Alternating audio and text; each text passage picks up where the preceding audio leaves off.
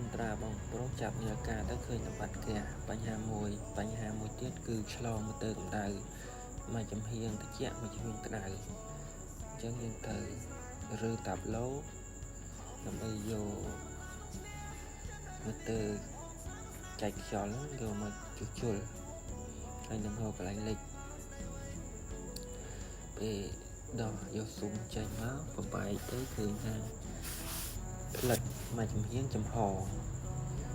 មកចំហៀងហ្នឹងចំហតាមហៀងទៀតចិត្តអញ្ចឹងបានតែចំហហ្នឹងគឺម៉ូទ័រវាឆ្លងហើយអញ្ចឹងយើងដោះវាយកមកជួសជុល